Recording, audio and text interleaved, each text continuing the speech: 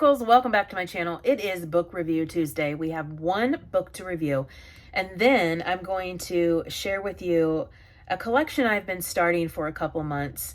And if you're my age, you'll understand why this collection is wonderful. I hope. But the book we are reviewing today is Such a Quiet Place by Megan Miranda.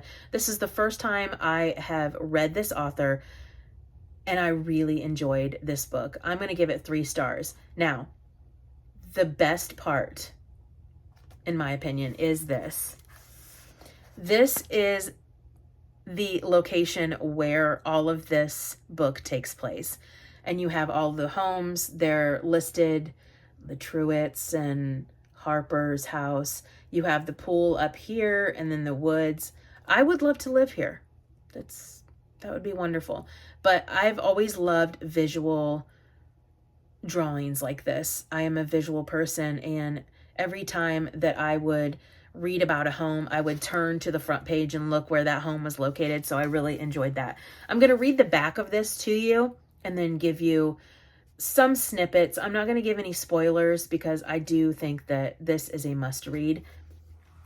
Welcome to Hollow's Edge, where you can find secrets, scandal, and a suspected killer all on one street.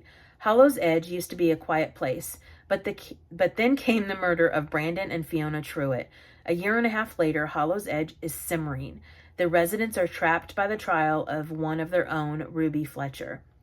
With her conviction overturned, Ruby waltzes right back to Hollow's Edge and into the home she shared with friend Harper Nash.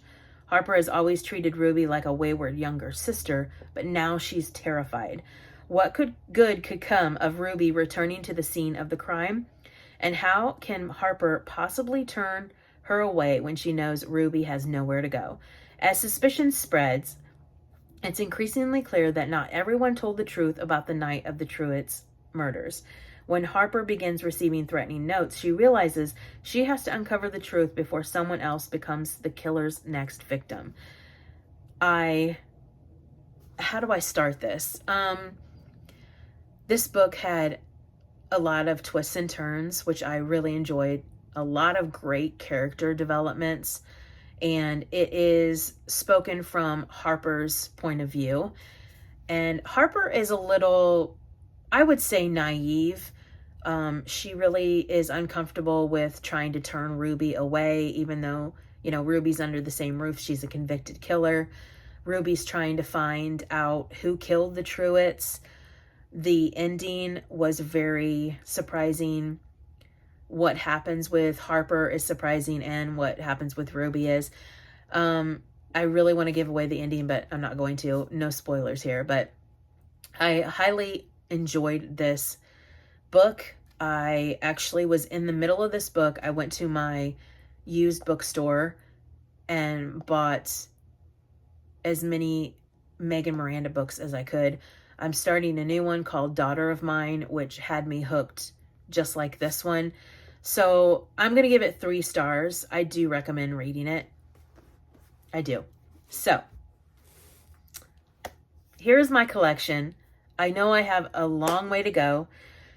Growing up, when I was in junior high, other than Stephen King, I loved R.L. Stine. Not the Goosebumps, the Fear Street R.L. Stine. And I had the whole collection. And of course, I grew out of it, got rid of the collection, collected it a few years back, and then got rid of it. Now I'm on the hunt for these. Now, all of these I purchased at my used bookstore. And I think they actually sell books and film and vinyl online. I'm not sure, but I will put their website here. It's Bright Light Books. And this is, other than Barnes & Noble and like maybe Salvation Army or Goodwill, this is the only used bookstore that's really close by to me. So let's start with my collection, and I'm so excited. So this is All Night Party. Party Till You Drop Dead. I think the biggest thing was the covers for me growing up. Like, I would read it and then I would turn back to the cover and, oh, that's him. Oh, that's her. It was very like I said, I'm a very visual person. This one, beach party. Some come to party, some come to die. Now, you're not going to find these.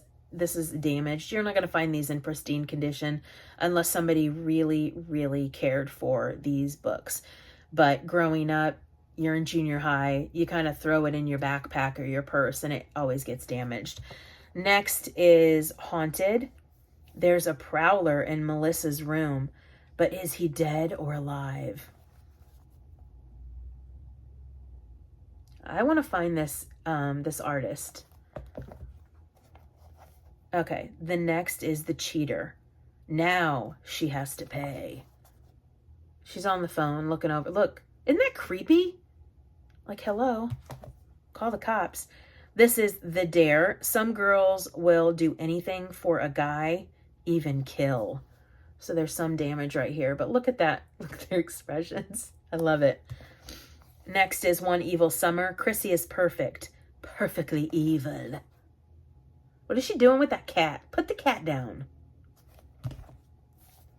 The Perfect Date, Dream Date, or Nightmare. Man, I love this illustrator. The Prom Queen, she was drop dead beautiful. Ah, I'm a dork. Ski Weekend, it was a perfect setting for murder.